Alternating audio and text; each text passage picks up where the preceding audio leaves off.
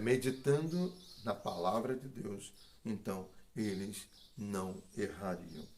Essa palavra, a Bíblia diz em Salmo 119, 105, que ela é lâmpada para os nossos pés, ela é luz para o nosso caminho.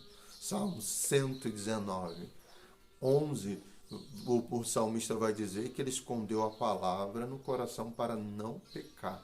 E pecar é errar o alvo. Então, a palavra é que vai me levar para o centro da vontade de Deus. Se eu não meditar na palavra, se o rei não meditasse na palavra, ele iria errar o alvo, ele iria errar o caminho. Como o jovem purificará o seu caminho? Observando pela palavra de Deus. Salmo 119, verso 9. Então, se o jovem observasse a palavra, então, se ele examinasse a palavra, guardasse a palavra no seu coração, então ele iria observar a palavra pelo seu próprio caminho e iria ver quando ele estivesse errando. Então, a palavra, ela é muito importante. Romanos 15, 14, porque tudo que dantes foi escrito para o nosso ensino foi escrito, para que pela paciência e consolação das Escrituras tenhamos esperança. Romanos 15, 4. Ora, falando ainda sobre examinar, que não é ler, muitas vezes nós lemos um texto, temos preguiça, fragmentamos ali um versículo que nós não colocamos dentro de um contexto e aí acaba havendo confusão. Porém, os bereanos, quando Paulo ele está ali em Bereia pregando a respeito de Jesus, eles recebem de bom grado. Porém, todos os dias eles vão examinar aquilo que Paulo está dizendo para conferir pelas Escrituras, examinar a Escritura, até porque João 5,39, Jesus vai afirmar: examinar as Escrituras, porque vós cuidais ter nela a vida eterna, e são elas que de mim testificam. Então, para conhecer o Cristo, conhecer Jesus, basta olhar nas Escrituras. Aliás, existem centenas de profecias que já se cumpriram, e principalmente a respeito de Jesus, que estão lá no Velho Testamento. Moisés falou sobre ele, Davi, mesmo sendo rei, mas Davi também era um profeta. Muitos dos salmos de Davi falam do Messias, e tantos outros, os profetas que é propriamente dito, que falaram a respeito dele, principalmente Isaías, chamado profeta messiânico. Aliás, quando a gente olha para Isaías 53, é espantoso que há 700 anos antes de Cristo, um homem tenha detalhado de forma tão clara como se ele estivesse vendo o Messias ali sendo crucificado. Então está tudo escrito. Hoje, pelos achados arqueológicos, tem se provado as evidências da Escritura. Por mais que muitas pessoas digam: mas ela foi escrita por homens, verdadeiramente, a Bíblia não nega, mas foram homens que receberam ali uma missão de Deus e que receberam a inspiração de Deus. Eles foram escrevendo, mas quem foi inspirando, quem foi ditando ali, foi o próprio Espírito Santo. Claro que cada um, o Espírito Santo respeitou a forma de cada um como escreve, porque cada um de nós somos únicos. Então, Deus não se repete. Os pregadores não são iguais. Tem pregadores que são mais eloquentes, tem outros que são mais ponderados, mas o mais importante não é a eloquência ou a ponderação do pregador, mas aquilo que ele está dizendo, se de fato está na Bíblia ou não, se é bíblico ou não. E aqui continua dizendo: bem-aventurado os de caminho irrepreensíveis, os que andam na lei do Senhor. Salmo 119, 1. Só terá o caminho irrepreensível aqueles que andam na lei do Senhor. Salmo de número 1, o que diz?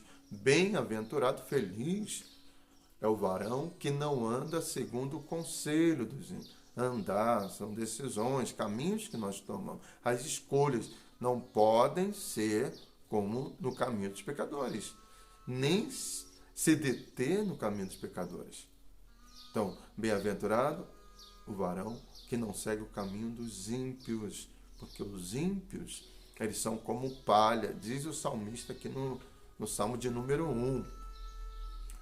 Não se detém no caminho dos pecadores. Não é que a gente não possa ter amigos que não são de Cristo, que ainda não receberam a revelação, mas não se deter, não parar, não fazer as mesmas coisas que eles fazem, não se assentar à roda de escarnecedor. Então, aqueles que estão escarnecendo da nossa fé, ou aqueles que vivem de forma sem responsabilidade com aquilo que falam, pessoas que só abrem a boca para falarem palavras de baixo calão. Então eu não devo estar ali naquele momento. Porém, eu devo falar com todos e devo amar a todos. E aí o salmista continua dizendo: todavia, eu tenho o seu prazer na lei do Senhor, e nela medita de dia e de noite.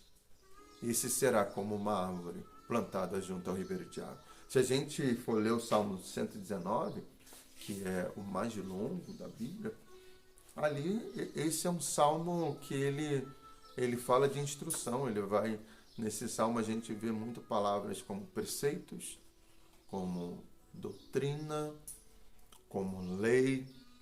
Então, são tudo palavras sinônimas, porque tudo acaba fazendo referência às leis do Senhor, aos seus mandamentos, aos seus preceitos, sua mitzvah, né?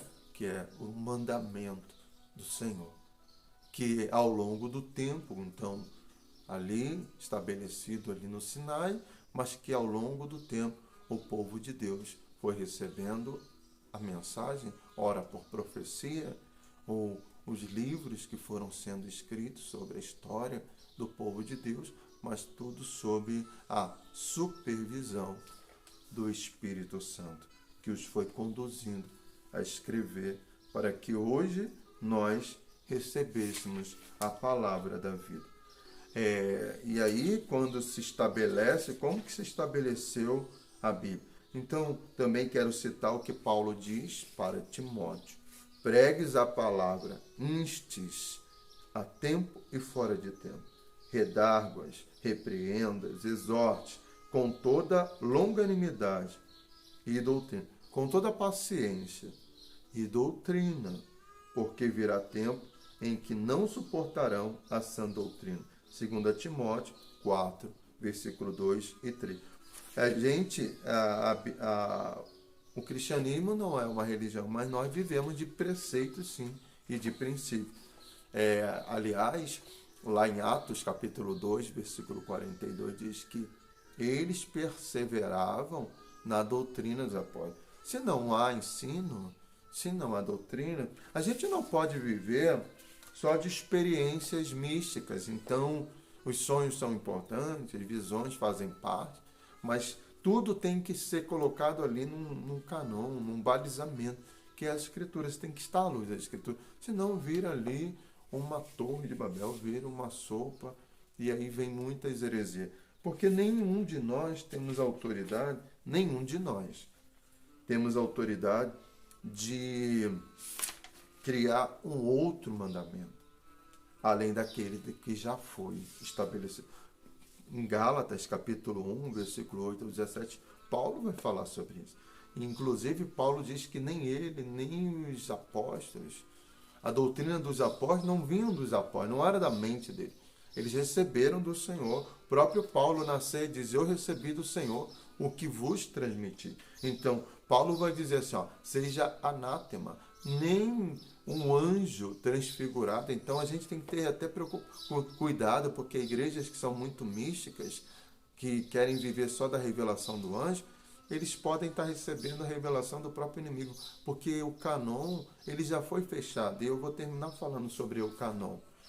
Como que se chegou a esses 66 livros?